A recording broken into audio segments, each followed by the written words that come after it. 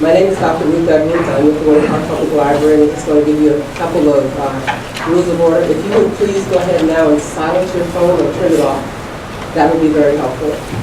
I would explain to you the wonderful air conditioning we have coming in the side door.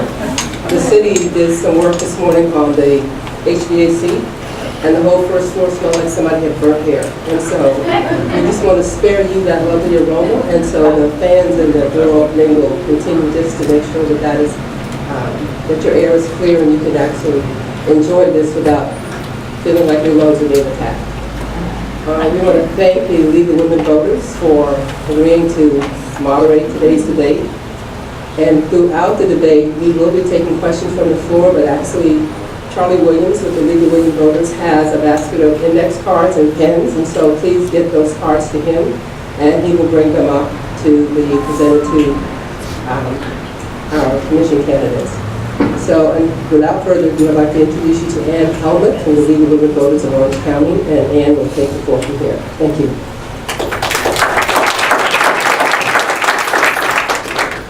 Thank you very much. If my accent bothers you, just raise your hand and I'll try and translate. I wanted to thank Louise Weiner from the League of Women Voters, who will be our timekeeper today. And I also appreciate that the library asked us to moderate this debate. As I said, my name is Ann Helmuth. I'm on the boards of the state and Orange County League of Women Voters. I would stress that we are a nonpartisan organization that supports neither party nor candidates. We do study positions. We like to be able to give voters information. We register voters, and we do help voters, find out how they can get ballots and things like that. Charlie Williams, who is our state voter services chair, puts out an incredible voter guide and provides all sorts of information so that we have informed voters. The debate today, we will play by the League of Women Voters rules of order. I know both our candidates, Mr. Brewer and Mr. Seidel, have done this before. They'll each have a 2-minute opening statement. And so that we can be fair, we're going to go in alphabetical order. I'm never sure that alphabetical order is fair, because my maiden name used to be Wales, so it was always at the end. But sometimes having the last word can help too. They'll have 2 minutes opening statement and a 2-minute closing statement. I'm going to ask 3 questions, which have been submitted by other groups who were interested in this debate. And they will each answer that question. They'll have a minute and 30 seconds to answer that question. And if one of them wants to rebut the other one's answer, there'll be 30 seconds for that. I will then take the questions from the audience. And as I said, Charlie Williams and Andrea Coburn have the cards there. If you want to submit a question, and I will put the questions to our candidates. They will have a minute, I think, isn't it, 90 seconds to reply, and then at the end, they'll have their closing statements. So I think we have time here to learn a lot about our candidates. So we have Gary Brewer and Greg Seidel, and I will ask Mayor Brewer to give his opening statement. Okay, Greg and I decided we're going to remain seated during the debate. That's whatever you want. Good morning. Thank you for being here today. My name is Gary Brewer. I came to Winter Park in 1973, shortly after the Jacobson's department store opened up on Park Avenue, and was the general manager there until we closed in 2002. During that time, in 1982, I was given the honor of being elected to the Winter Park City Commission in seat 1, which I'm running for now, and served there until 1993, when I stepped down to run for mayor, and I was fortunate to be elected mayor of Winter Park for those 3 years. We changed term limits at that time. Since that time, I've been on the Winter Park Civil Service Board, has oversight over our police and fire departments. That's probably over 50% of the city's budget is for public safety. So, I've been doing that since then. When Jacobson's closed in 2002, I went to work for the Boy Scouts of America as a development director. And now that I've retired from that position, I've decided to come back and run for office. Now, I think that every institution is based on a foundation of core values, just like in our community.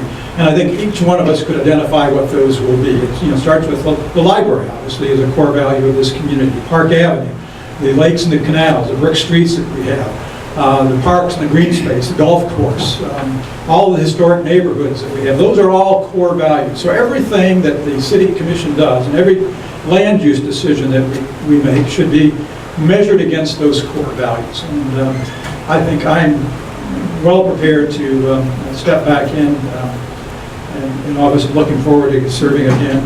I began serving day one. I've had the 15 years experience on the Winter Park City Commission, and I'm looking forward to serving again. Thank you. Mr. Seidel? I want to just make, okay, the mic's working okay? Great. Good afternoon, and thank you so much for inviting me here today, the League of Women Voters and the Winter Park Public Library. I certainly appreciate that. My name is Greg Seidel, and I do appreciate your attendance here today as well and your interest in the commission seat race. I realize this race is not as exciting as the mayor's campaign, but I do believe it's equally important. Regarding myself, I've lived in Central Florida since 1975. My dad worked on the Navy base, and I grew up in Altamont Springs. I received my master's and bachelor's degree from Lehigh University, and returned to Central Florida, where I've been doing engineering work for 26 years throughout the state, where I do deal with planning, zoning, and regulatory issues on a daily basis. I've owned and operated a consulting firm for the last 10 years. It does engineering and economics work. I served on the Utility Advisory Board for 6 years, and I chaired that board for 4 years. I've been married for 16 years. I have 2 young teen daughters, and I live in the Virginia Heights subdivision, and we spend our spare time out on the water on Lake Virginia. I've not run for office before, and I'm running for City Commission this year because I truly do feel called to serve the city that I love. Like many of you, I have my business here, I have my family here, and I take great pride in calling Winter Park home. I don't have to convince anyone in this room that Winter Park is one of a kind. We have something truly special here, and that's why this election is so important. The decisions we make in the next few years will be crucial to what the city is going to look like in the future. And as an engineer and a businessman, I approach things a little different than a politician would. I'm focused on making informed, numbers-based choices that will not just protect and secure our future, but also maintain the quality of life that we have here in the city. I would like to see us accelerate the undergrounding program that would enhance our tree canopy. I would like to have smarter, better planned development. I know I can help us with the traffic issues as an engineer, and I'd like to see us plan better traffic for the future. With that, I look forward to your questions. Thank you very much. Now I'll get going on mine. Well, you know, as we're here today in the Winter Park Library, which I think is beloved by so many of us, it seems obvious to ask you how you stand on proposals to build a new library. How should it be funded? And if a new library is built, where should it go? Mr. Brewer? No, I never listened. Well, the library obviously is one of the core values that I referred to. There's a task force that has been reviewing sites. They've identified 3 potential sites. I've actually offered a 4th alternative, and it's a property that's directly across the street over here, actually right out that window. It's a parking lot that is owned by Rollins College and right in front of Dinky Dock. And I think that would make a great opportunity for a joint venture project between the city and the college, perhaps, for additional classroom spaces. Library, then that would open up this site for Alfond Inn if they were to expand. There are other sites, there are some that I favor, but I think we'll have to wait until that project and that study is completed. And then it's going to end up being funded through, I would imagine, general fund obligation bonds of the city. So hopefully we would be able to accomplish some of that by the sale of this property or the trade of this property to the property at Rollins, perhaps. So there's a number of alternatives I think that we should look at. But by all means, the library is the oldest library in the state of Florida, and it belongs here in Winter Park, and I certainly don't want to see this asset lost. And changing the way that how we use libraries are changing. So I think we have to be cognizant of that and try to respond to the new ways of learning that exist today. Can you repeat the question, please? That's okay, I'm happy to, I like talking. Just the last one. Yes, where do you stand on the proposals to build a new library? How should it be funded? And if a new library is built, where should it go? I did attend one of the library task force meetings the other day, and I have been trying to get up to speed on this issue. And one of the things that I spoke with some of the members about is the public involvement process, because you hear a lot of people saying that we're not involving the public enough, but yet we have these great task force, and they're very intelligent, smart folks, and they've actually published a report in January or December that I'll refer to as a phase 1 submittal that the commission reviewed and then asked them to go back and look at more. And a lot of Winter Parkers aren't watching every day what's happening in politics, and so one of the things that I discussed was how can we reach people better so that they don't feel like something is coming up that they haven't heard before, because as being on the utility advisory board, that was something that I dealt with also. And so how do you spread this word? On my DOT projects, we have a community awareness plan that we put together for every project. So I was thinking that this may be something that they should look into doing the community awareness plan. Where I stand on the library is, the 3 sites that they've shortlisted, if you will, are all kind of in the downtown area. I do believe we need to keep it in the downtown core area. There's very smart folks that are going through this decision process. And the financing, which to me is kind of the biggest issue, looking for the private funding sources for people to get involved is one. They talked about the golf course coming off the millage rate, so that will be some of the funding. And I'll stop there. Question number 2, and I will start now with Mr. Sardell, get the first crack at this one. There have been a number of reported daylight burglaries recently, and I understand the police department has about 4 vacancies. What action do you think should be taken to cut down on the crime and boost the department's staffing? My house got broken into in 2010, so I'm very aware it was a daytime break-in also. And I think community awareness and having your neighbors aware, and again, to me, this is an awareness issue, is that, letting people know, having neighbors aware, getting the neighbors actively involved. We just went through a recession where we had to make some cuts, but we're now looking at budgets, increasing tax revenue within our budget. So I think, and you also look at the increased development we're having, that it would make common sense. If you have more population, you need more police officers. And I think the money will be there in the future budgets to accommodate that, and it's certainly something that I'm all for. I have 2 young teen daughters. I want this town to be safe. I don't want people coming through the town. So I think that's what we can do about it. I think is just be active as a community and also support our police officers. Thank you. Mr. Yes, as I stated earlier, when I left office, I've been serving as a chairman of the Civil Service Board. There are only two employees in the city that do not report to the city manager directly, and that's the police chief and the fire chief. They report to the Civil Service Board.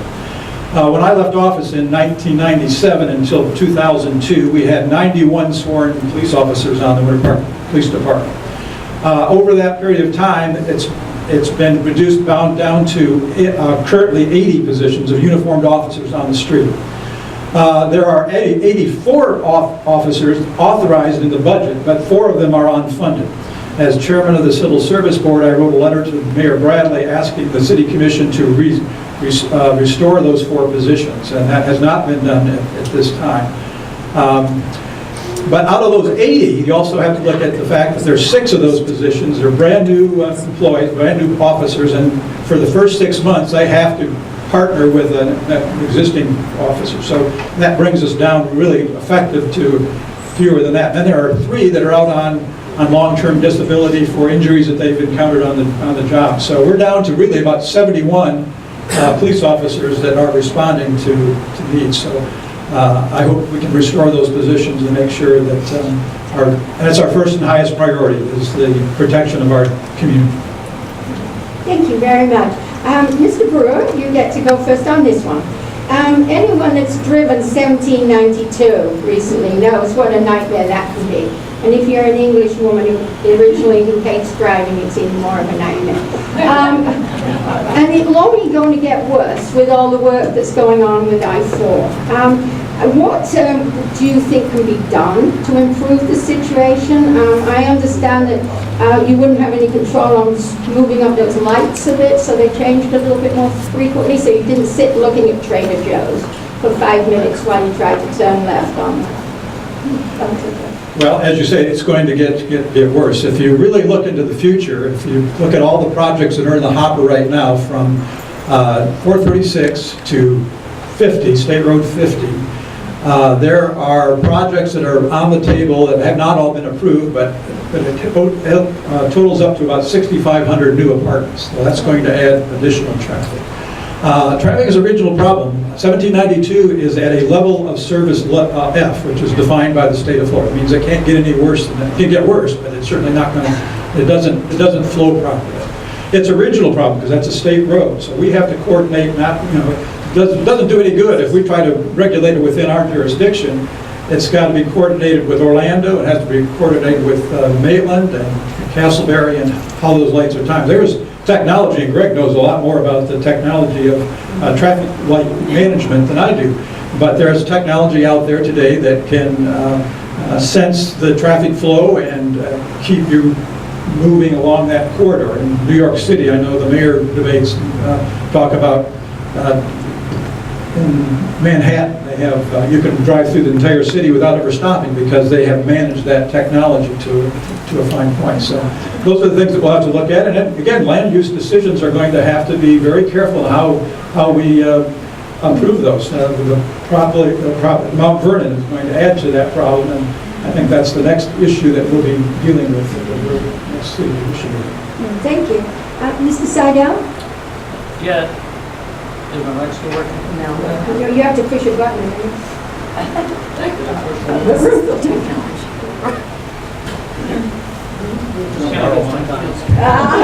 No, we won't take it off. All right. Okay, you guys can hear me okay now? Yeah. All right, the traffic is one of the things that really called me to serve to get elected on the commission. This is something that I deal with as an engineer on a daily basis, and what I'm looking to do is, I know all the folks at the DOT. I do PD&E studies for them. I design roads for them. But Greg Seidel, the engineer, and Greg Seidel, the resident, doesn't have as much sway as Greg Seidel, the commissioner. So that's where I'm actually meeting with those folks. And if I do get elected, I'm able to go up there and talk to them. One of the things that's going to happen with I-4, and I have talked to some of the engineers, and what Gary was saying is right. They're putting these smart lights down 1792 as part of the I-4 project, but they're also asking people to look for alternate routes. Well, a lot of those alternate routes are going to cut through our city. And so that's where I'm coming at them with is, well, look, we want to get with you guys and do this traffic model that I'm talking about, where we include all the side street traffic, we include all the cut-through traffic, because it's just going to grow around us, and we need to be able to manage that traffic better, and the technology is there to do so. And I do believe this is something where we can have a joint project agreement. I've talked to our traffic engineers, I've talked to the DOT, where they can fund this model, we can get this model done, and then for the next 6 years, I-4 is going to be under construction. So the sooner we can get this up and operating, the sooner we can effectively control our traffic in town. And to your point about the police officers, if we're going to have more traffic, we're going to need more police officers. So these are all things that we've got to look at as a city, is how we're going to combine all these services to keep the quality of life that we have here, and we need to be aggressive in doing so. Thank you. Thank you very much. Now we go to the audience's questions. And I have a nice number of them on the cards. Some of them cover familiar territory, and so I'm going to combine them rather than have the panelists answer the same question 3 times, just phrased different ways. And so the one I would say, would you have voted to support, I'll ask Mr. Seidel first, would you have voted to support the variances that have permitted the large-scale apartment developments and density increases? And if you say yes or no, please explain why. And also you could include in there your whole position on redevelopment. Okay. Well, would I have voted for the variance to change the land zoning? you know, zoning is, and it's very dear to everybody here and the way it's zoned, and there's pressures from both sides, there's property rights issues from both sides. So my honest answer is that I really don't know enough about the details to give you my engineering opinion, and that's something that getting into the details of each of these decisions, there's a lot in there, and then what a lot of people see is the end product. Do I like the scale of the apartments that's down there? Not really. I went and stood in front of it, and if you stand where their entrance is and you look at all the single-family homes on the other side of the street, it's certainly something's a little, you know, is this right? But, you know, could it have been set back from the street more? Were there other things to do? I don't know those details, but see, I would like to be part of that discussion up front, part of that debate, and be able to make sure that when we do something, that it's going to enhance the quality of life and enhance Winter Park. There's a lot of development that's happened in the past that people didn't like, but they're comfortable with now. But so at the same time, you've got to, you know, to me, have the good background to make a strong decision on something and be able to envision what the future is going to be. So they're difficult questions that you're going to get people on both sides, and I will do my best to make it a balanced, educational decision when those come along. Mr. Brewer? Yes, as I mentioned in my opening statements, every land use decision in the city should be measured against our core values. Our codes give us a general outline of how things should be. You know, I think the issue becomes mass and scale. Is it appropriate and where it's located?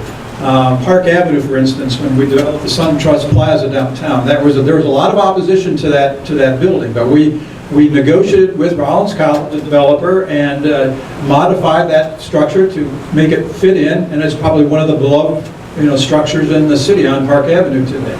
Winter Park Village was another example of that, how we changed the design with the developer who was going to do a asphalt parking lot with about 6 big box stores surrounding it.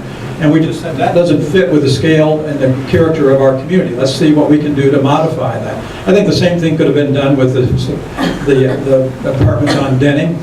But we also have to ask a question is, you know, if we're going to have that, and if they are zoned for that, are we going, you know, that you really can't deny those uses there. So where should they appropriately be?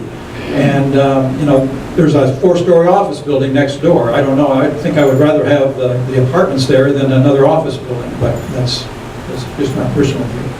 Thank you very much. Could I enter a first rebuttal? Yes. And it's not really a rebuttal, it's just an extension of time. But, you know, as an engineer, it's hard to tell someone you would never do something because you're a problem solver. And so when someone came up to me and they asked me, would I ever vote for a variance? And I said, yes, with the right context. But that person, that's all they wanted to know. And so I gave him an honest answer, and that's what the answer was. So it is, you know, they're difficult decisions, and you don't want to paint yourself in the corner from day one. You want to make sure that you're looking at it with a balanced approach. And I ask other people, I talked to the residents, I was on the Utility Advisory Board, I would ask them about decisions that we made and if they liked them, and, you know, what they thought of them, to get input from the residents who don't usually come to those meetings. So, thank you. Thank you. Greg's absolutely right. Yeah. I've been there and done that, so that's the way it should be done. That's the way it's designed to work. Well, as you can imagine, many of the questions I'm getting are about the whole development process. So, Mr. Brewer, we'll start out with you on this one. Where do you stand on redevelopment, the tearing down of buildings and homes and reconstruction? I know there's a lot of anxiety when buildings that people have come to love and honor in Winter Park appear threatened by the bulldozer, even if another bigger thing's going on. How do we deal with that? Well, I guess it depends on what's being redeveloped. You know, if you go back in history, if Winter Park, Park Avenue looked like it in 1882, I don't think any of us would be pleased. So, and that's all been obviously redeveloped over the years. There are areas in the city that need redevelopment. I think everybody would agree that Fairbanks Avenue is not a very inviting place to travel. And when I first arrived here, I didn't know, everybody had talked about this wonderful quality community, and I came down Fairbanks and said, you gotta be kidding me. So I think that's right for redevelopment. The development is going along Lee Road, I think is important as well. Redevelopment is going to happen. Buildings aren't going to last forever, so we just have to make sure that anything that goes in its place is in keeping with the character and charm that we are, again, measuring against our core values. Sure that appears, it has the mass scale that fits in with the community and is an asset and an improvement rather than degrading the community. You know, for instance, in Trader Joe's, that's a big controversial thing. I think that project could have been a lot more creative had we sat down with the developers and said, these are the design standards that we like to have. Please try to incorporate these design standards. Just don't do what the code permits you to do. Let's work together and sit at the table and find a way to make this a good project. Because they're going to happen. There's no way that we're going to get around that. If someone has a piece of property, they have a right to develop it, or redevelop it, and we're going to have to work with them. Yeah. Mr. Sayem? Yeah, you know, one of the things that I like about Winter Park is we have a lot of these old businesses and eccentric buildings that have been here for years. And to me, that's part of our character. So when we talk about redeveloping and knocking down buildings, that I know there's some houses in the College Quarter, which are historic districts. They've had to maintain the facades, but they can build to the back. And so I think in some of the historic home issues and tearing those down, that we should probably have some type of delay in there to investigate those homes prior to giving the permit for the demolition and get public input on those. And then the other thing is an engineer, and I do stormwater design, and I know this, that there's several neighborhoods where folks have had increased flooding. We've had some increased rainstorms, but if you look and you have a 1,500 square foot house and you replace it with a 4,000 square foot house, you're going to have more runoff going into those other yards, and you're only holding back 1 inch of rainfall. Well, what happens when you get 4 or 5 inches of rainfall? And so if we're going to be allowing this and doing this, I think we need to develop a better stormwater plan and then look to the people that are redeveloping to meet different codes so they're not going to impact the neighbors downstream. Mr. Sadell, do you support the extension of Lee Road? The extension of Lee Road, I went to the public meetings, and quite honestly, this is one of the reasons I got in the race, because when I asked the engineers there, well, what did you guys model? Well, they modeled the intersection. And I said, well, what's going to happen to the other intersection? Well, we don't know. We weren't paid to model that. And you can't ask the developers to model the entire city.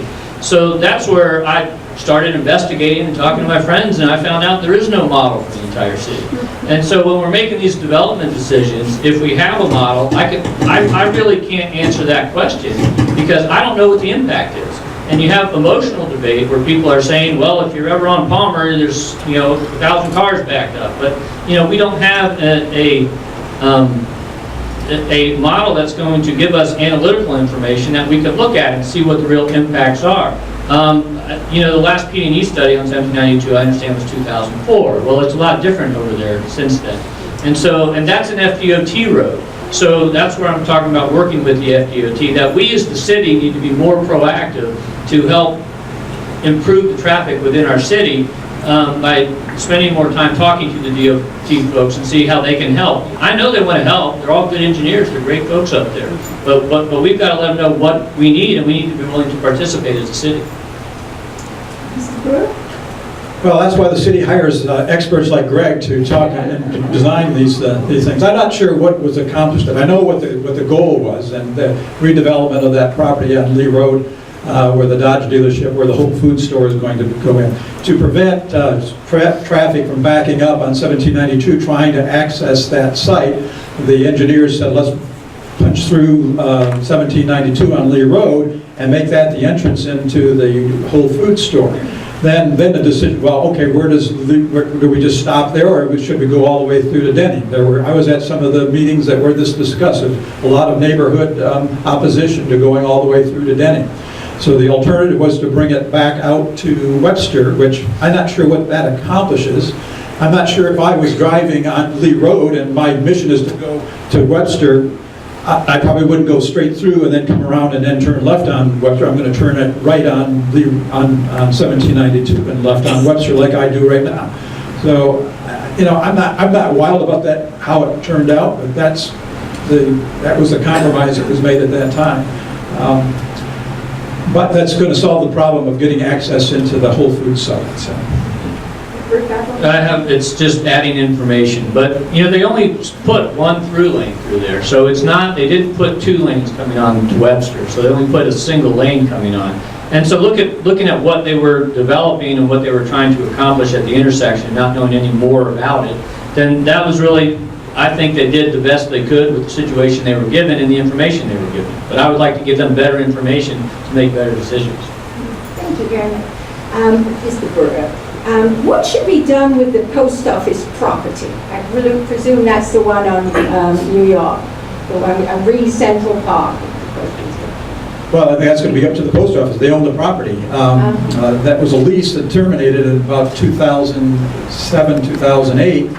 And then the post office actually bought the property, so they're in the driver's seat. It's zoned PQP, which means it's a public, quasi-public use. So right now it could not be used for any other commercial use. The city I would love to have that and expand the park if we could possibly get that, but the post office, when having conversations with them, they said, we'll consider selling the property, but you're going to have to make us whole. You're going to have to move our post office, provide a retail component someplace in the downtown area for customers who come into the post office to get their mail, and then the distribution center is going to have to be relocated somewhere else. They suggested a couple of sites, but when they were evaluated, it was going to be $8 to $12 million to relocate, so we'd be buying that piece of property for about $12 million. And that's a debate I think that the commission will continue to have. I suggested that we go to the post office and ask for a right of first refusal, so if there ever is an opportunity for that property to come on the market, that the city would have an opportunity to acquire it. The library used to be on Park Avenue, if you don't remember that, right there at Lincoln and Park Avenue. And we moved it, the city moved it over, asked to move it over so they could expand the retail area along Park Avenue. So. The post office is another one of those issues that I've heard a lot of discussion about, and what you actually do with the post office. And Gary has rightly mentioned, it's a very complicated issue, and it's a financial issue as well. In my meeting with Randy Knight, Randy had talked about moving the distribution center over to a site that would be over off of Corinne and that area over by Glenridge Middle School, which, that didn't make a whole lot of sense to me, and I don't think it made a whole lot of sense to him. But it is something that if you could do something with the property, I think we do need to have the first right of refusal. But do you do something that's half park and half something else? And what I don't think it needs to be is a parking garage for the train. And I think it needs to be open space, or some type of open space combined with possibly a couple restaurants or something. Mr. Seidel, I'm trying to keep track here. Who goes first? Between 2008 and 2011, Winter Park dog owners who recreate at Lake Baldwin Park faced efforts to remove or shrink the off-leash area at the park and to impose a user fee on dog owners, which was passed in 2010 and repealed in 2011. Please state your position on the dog park, and specifically whether you would support or oppose any initiative to remove or shrink the off-leash area at Lake Baldwin Park, or to reinstate a user fee on dog owners. That's me, right? Yeah. Joe, you went first because I couldn't repeat it. We actually just did get a dog in December, and I'm not comfortable yet taking him to the dog park. But I did used to go windsurfing at the dog park, and I can tell you when I went windsurfing, it wasn't a dog park, and all the dogs started hanging out there, and we actually got attacked coming in on our windsurfers, where there's a pack of dogs that came up and jumped on our windsurfers. And to me, I wasn't happy with that. I didn't like that, but I really haven't been back over there. We windsurf on Lake Virginia now. This is when we lived over in front of Winter Park Pines Golf Course. And I talked to one of the ladies that's very pro dog park, and what she had told me they've done now is they have half the area is fenced off so the dogs can't get to the dock. I haven't been back there. And then the other half is where the dogs can go on the trail and have their park. And I thought that was a great compromise, and I thought that was very insightful to go ahead and do that. But I also don't think we should be charging people to use any parks. I mean, the parks are part of what the city is, and kind of, they were talking about the higher maintenance of the park, and yes, it's a lot of folks from Orlando use that park, a lot of folks from Baldwin Park use it, but it is our park. And so, again, I would not be in favor of having any fees for the dog park, and I look forward to taking my dog there so I can see how it is and see if I like it. Mr. Bruce, do you have a dog? From my experience as mayor, I'll tell you this funny story. In my very last meeting as mayor, we had a topic about should we allow dogs at the farmer's market. Boy, I learned very quickly that you don't want to get between family and their dog, because I never saw so many people at City Hall than that night.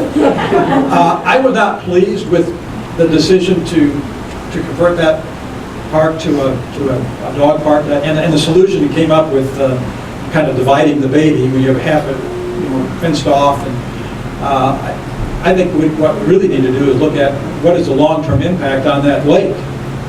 Fecal counts going into that lake, and the water contamination that may exist there, and I think we should be testing that. But it's also a park that's on the fringe of our community, so it invites. My daughter lives in Orlando. She brings her dog to that park. So it's there may be another solution someplace else, but I preferred it when it was a lakefront park. And, I hope someday we can return it to that type of facility, and then find another place where people can walk their dogs. Okay. About 2022, Winter Park will be responsible for contributing to SunRail's operation and maintenance. Do you support a regional dedicated funding source for transit? Mr. Brewer, would you take that first?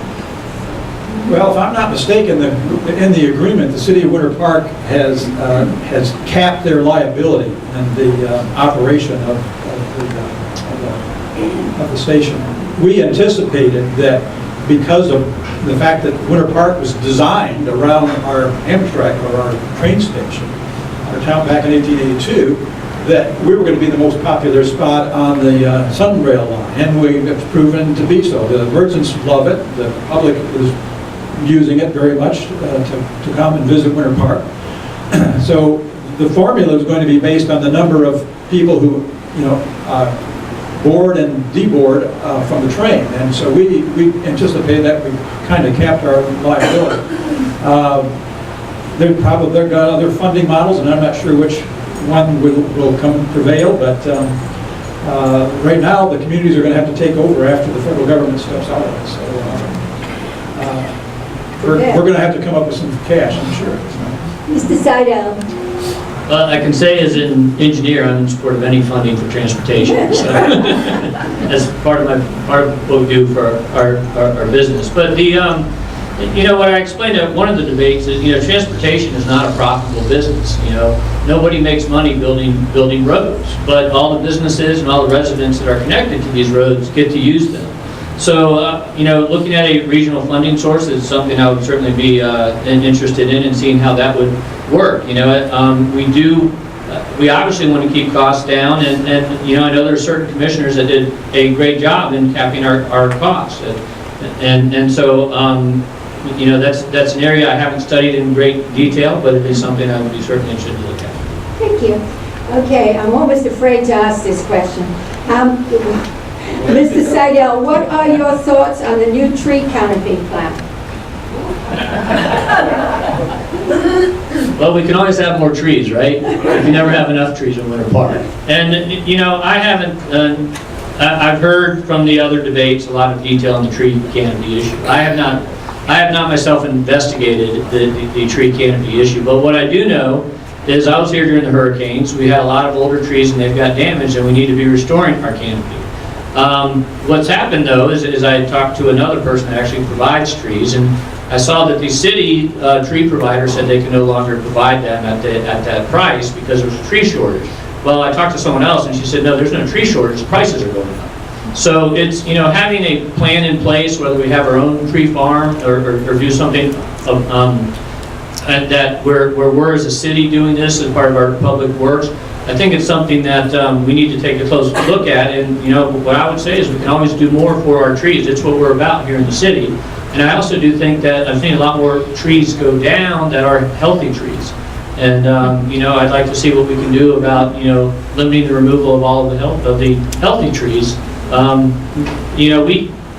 We have trees in our yard that, my wife is just very attached to. And, she won't let me take them down because the birds use them. And they've been dead for some time. But so it's, we have a lot of wildlife in this town that I don't know that everybody sees, but I like it. I like the fact that we have these birds, we have these lakes. And so it is something with the, that to me, we can always have more trees. And, if you look at the old pictures of Winter Park, it was pine trees that were all 100 foot tall. And, these oak trees are something that we put out. Well, yeah, and trees are the big, if you go look at the political signs, everybody has a sign, or has a tree on their sign, but, the common thing with all this, we could have a debate over whether this was the first plan, or the second plan, or the fourth plan. Capen was the first plan, I guess, when Jeep started planting trees in the Chamber of Commerce back in the 1880s. Well, these trees have now reached their maturity, and they're coming down. And so now we have to have a plan to replace that canopy. And so it makes sense to kind of diversify the species for one thing, and then stagger the planting so that in 80 years or 90 years from now, we don't have the same problem again. There have been a lot of citizens initiatives. That's things that has been in common. Mark Hagel had a live oak tree fund here for a number of years. Ken Murrah, a beloved member of this community who just passed away recently, he set up an endowment for tree replacement. And that's still in existence. It throws out income every year to replace trees in Winter Park. The Relief program that was not too many years ago. Mayor Tornoff and I when we did the CRA, we created a tree program over there to reforest the west side. It's an important core value of this community, and I think we need to find solutions to that make sense and have common sense solutions to that problem. So. Thank you. Mr. Brewer, this seems to be addressed to you. During your term on the commission, you introduced parking meters on Park Avenue. No, Citizen reaction forced their removal of if elected, would you consider their reinstallation? Were you connected with parking meters? There were never parking meters installed on Park Avenue. We were looking at one of the solutions to manage parking, and in many cities they have not a parking meter, but it's a box where you buy parking time, and you put a card on your window. So just a management system, but there were not going to be parking meters on Park Avenue. It was a parking management system. We elected not to go to that. We felt that having the time limits that we have and enforcing those time limits would help solve the problem. I think everybody will agree that there's a parking problem in downtown. It's always been. I mean, that's why I ran for office in 1982 as a merchant, because we had a parking problem. We still have a parking problem. And obviously, if you couldn't park out here today, we have a parking problem. So how do we manage it? That's the issue. How do we manage the use of parking in our central business core? There are a multitude of technologies out there today that allow you to do that. You can even now there's an app on your smartphone that you can buy parking time. So I think those are solutions that we can look at. So it's not should we have parking meters or should we not? It's how do we manage our parking inventory? Mr. Seidel, would you like to comment? Because I do have another card here which sort of crosses over very much what Mr. Brewer just said, asking about what are we going to do because of the inadequate parking. And somebody cited the fact like here today, they come for a debate like this and they can't get parking. Mr. Seidel and then Mr. Brewer. If you want to add anything to the statement. Yeah, do you want to add anything to that? Yeah. Obviously, the land is all occupied right now. There's no places to add parking garages unless someone can assemble a large enough parcel to accomplish that. You tell me where you think you could do that. It's really how are we going to manage the existing parking that we have? We talked many times, and there's ways of, if there's redevelopment or adding spaces, we talked about uses like restaurants. Generated a lot of parking, and so restricting the number of seats in restaurants is one way of managing the parking problem. So it's not going to go away, and we're going to have to find ways to solve it. Yeah, parking certainly is one of the issues within the city, and when I talk about the traffic model, parking can be an element of that. And again, it's community awareness as well as, letting people know when an event is happening, or just on a daily basis within offices, like if you can get people to park in certain locations. We actually share our office space. We get to, during the week, we get to use the church's lot in my office space. So we have overflow parking at the church. Well, on Sundays, the church has overflow parking at our office.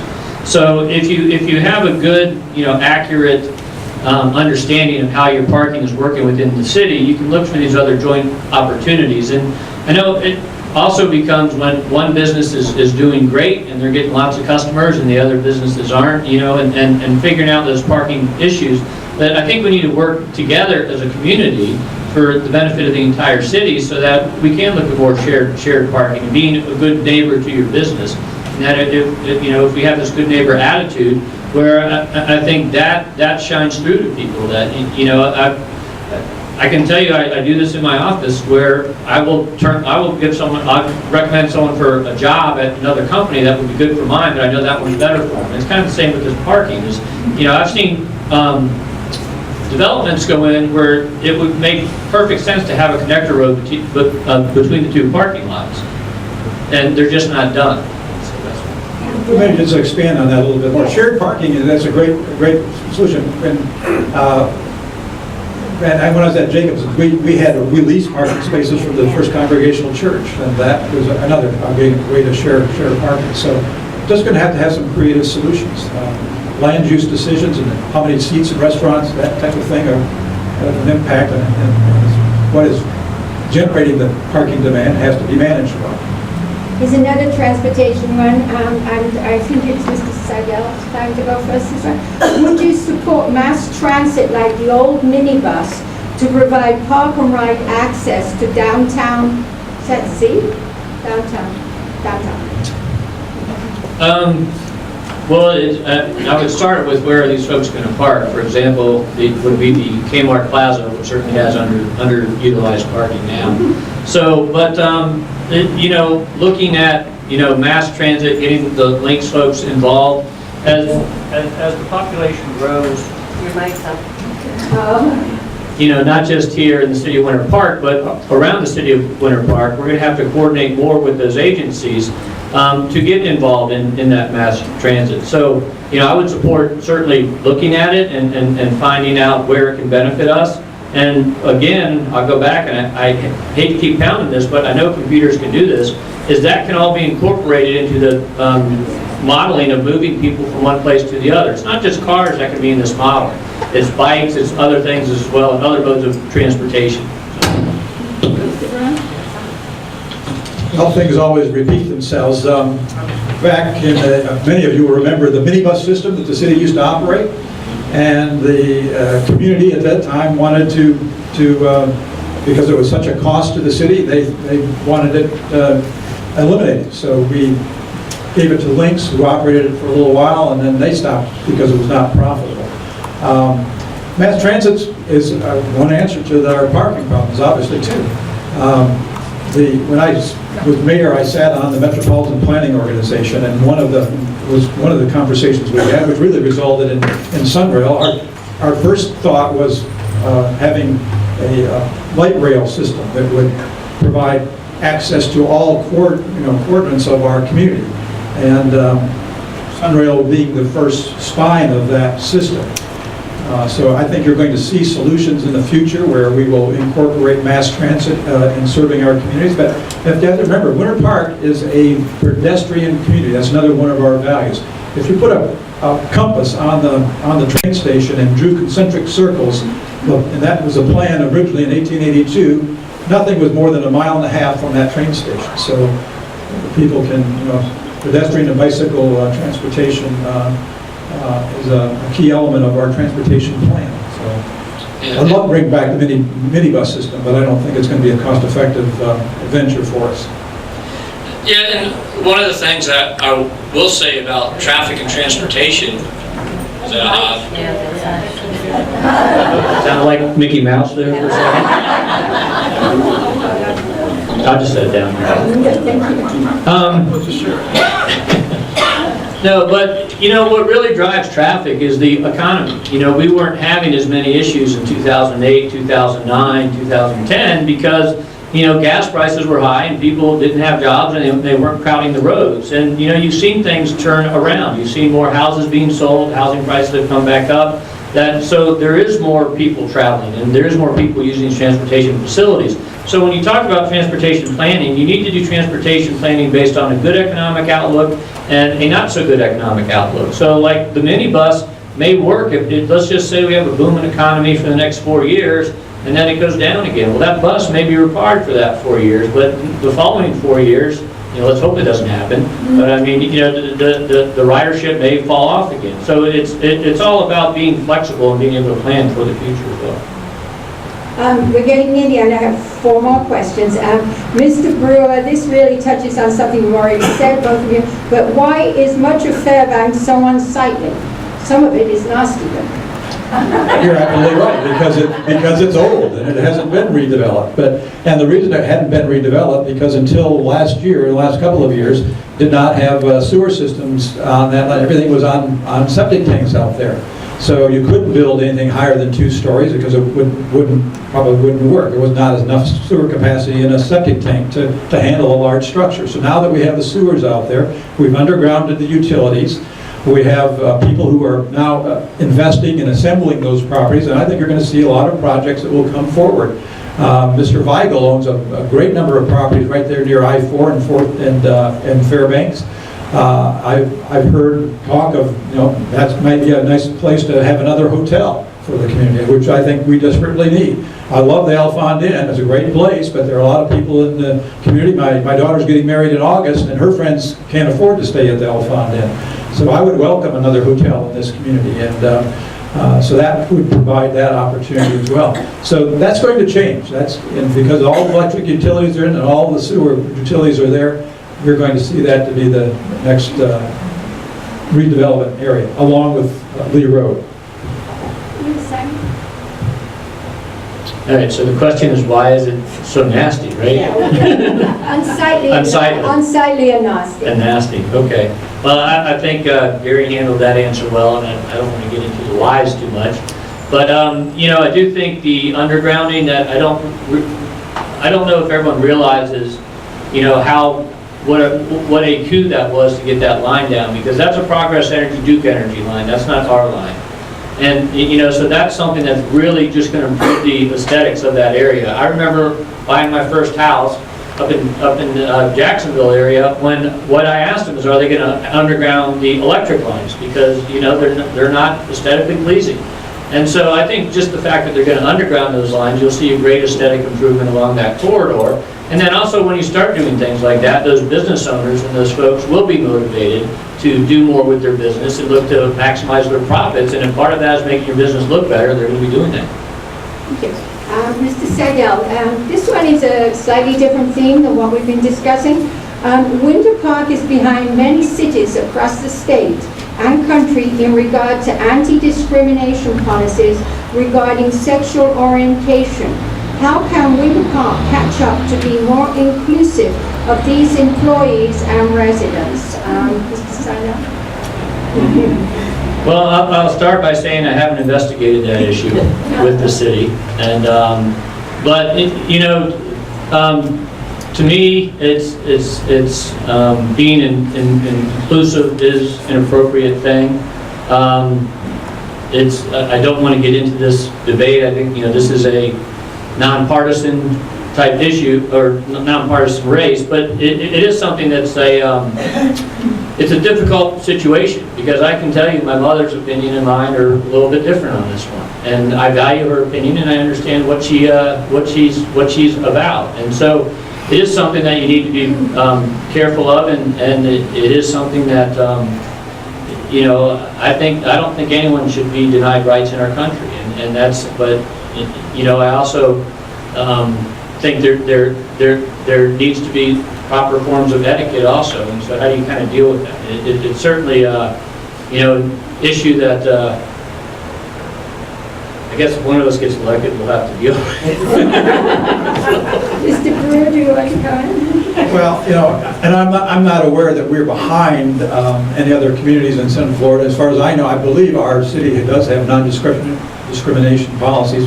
Many of these are going to be governed by protected classes under the U.S. code. So the city would not have any choice other than to abide by the federal law. Our culture is changing. I work for the Boy Scouts of America. And you can Google all you want about the Boy Scouts, and yes, we've modified policies too. I think we have to recognize that our society and our culture is changing, and we need to change with the times. So it's it's an issue that I think everybody's going to have. It's not going to be just the city of Winter Park. I think everybody's going to have to deal with that. I don't have any. And then you get into issues of opinion and public opinion on those things. So, but I think it's going to be governed by federal law, and we don't have any choice but to follow that. Okay, one more question before we get to closing arguments here. Closing statements. We don't argue here. We're the JV team. We don't. This one, I'll start with Mr. Brewer. Can each of the candidates expand on their approach to development, and what specifically would each candidate change in terms of the commission process? I'm not quite sure what that question means, but we have a comprehensive land use plan for the city that kind of gives us a general outline of how and where development should occur. We have a building code that determines heights and setbacks and all kinds of technical things. But that's just kind of defining the box. But that doesn't define taste. I think that's where the city commission, working with the developer at the table, designing projects that are going to fit with our community. That was one of the deficiencies I recognized when I was elected mayor. We had, Jeff Briggs does a marvelous job in walking projects through the Planning and Zoning Board and the City Commission and making sure everybody's in compliance with the codes, but we had nobody that was really looking into the future. And so at that time we hired Don Martin, who was became the city planner. And he and Alberto Vargas focused on developing a future vision for the city. And you saw the results of that. Park Avenue with the bricks and the street lighting and all of the improvements we made on Park Avenue were a result of that. The Bank of America building on Park Avenue was the result of that, working with the owner of that property to reskin that property. I think it's a beautiful addition to our community. So it's having people like that are really willing to sit down with the developers and talk about how your development will fit into our community. What I would like to see is change about the development process. It's one of the things that I deal with as a consultant also, but you'll deal with more on the commission, is our sunshine laws. Is that we're only allowed to have a discussion, if you're on the commission, with the other commissioners in public about an issue. And so it's, to me, if we could have more workshops, or we could have frank discussions where you're able to say something without worrying about being quoted wrong, or Greg wants to tear down every house in Virginia Heights and build mansions everywhere. So these are the types of things where if you can have the frank public discussion, that people are going to see that, and then they can have the input also. So there's not every development needs to have a workshop, but we know which ones do, and so we should go ahead and have those workshops and spend more time discussing it, getting input, and determining feedback from the residents. Well, now I'm going to take the first question. Can I expand on that just a little bit more? That's another thing, and Greg is absolutely right. I think what's caused a lot of the acrimony in this community is because the inability of the elected officials to really communicate. We used to have a work session on Monday from 4 to 6 or whenever it took, and the public wasn't able to, they could participate, they could be there, but they couldn't participate in the conversation. It was just a conversation between the elected officials. We saw where we had where we had consensus, where we had an agreement. A lot of things went on the consent agenda. It appeared that we had some consent, the consent there. And then we had the public meeting the next day. I would like to see us reinstate that policy, because I think that takes away a lot of the fighting that we see today in the community. Thank you very much. And now I'm going to use give you the first question I received, which I'm sure will be part of your closing statements, which you're going to have now. Mr. Seidel goes first.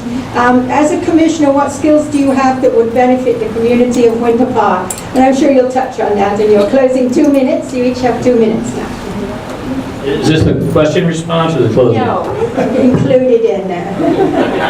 Because we're already running over time. People need to get back. I'm just bad with mics, I guess. Okay. You know, the skill set I have as a civil engineer and the experience that I've had in my 26 years doing civil engineering work is I've worked on all different types of projects throughout the state of Florida. I've worked on projects in Australia, I've worked on projects in Virginia, and it's kind of, I'm now referred to as a chief engineer. When you have 20 years after your license, you graduate to a chief engineer. And why that's important is because you have all that experience and you've seen all these issues and you've dealt with all these things.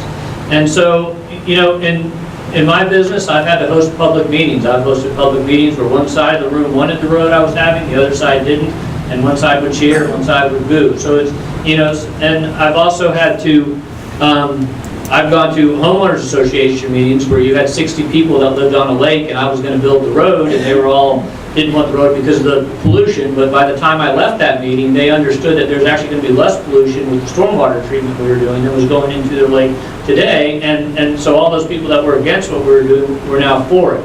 So that's the one skill that I've been able to have as an engineer, is that listening to folks, finding out what their issues are, and then explaining to them, you know, why we're doing what we're doing, how we're doing it, and making them feel comfortable with the decisions that we're making. And, you know, I feel as a commissioner that would be something I would be doing as well, you know, listening to the folks, understanding, and then I want people to understand why I make the decisions I make. And I'm happy to talk about it, and I'll be frank with people. That's, you know, and I think that's a quality, the honesty and integrity that you want to have up there as a commission member. Mr. Brewer? Well, the Boy Scout motto is be prepared.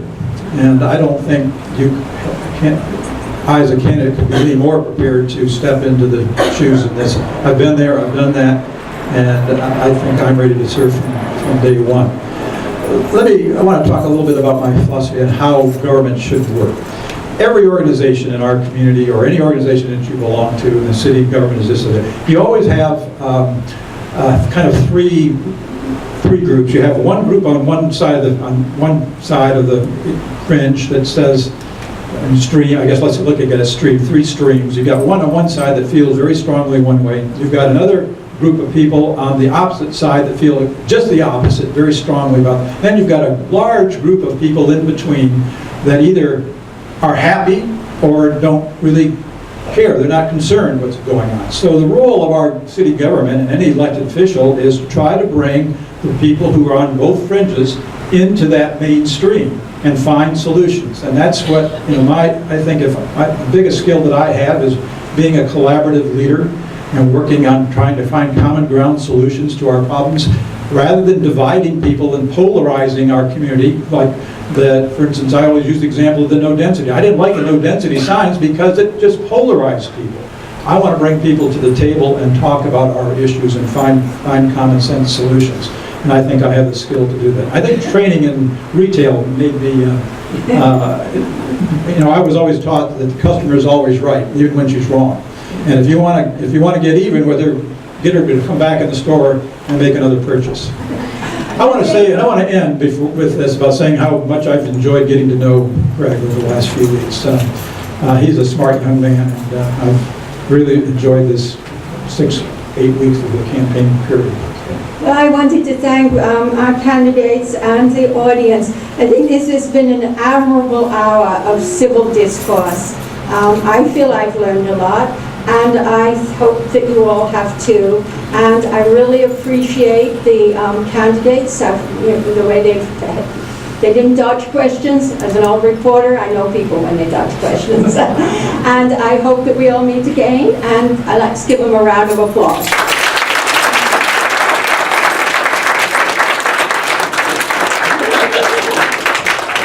Thank you very much.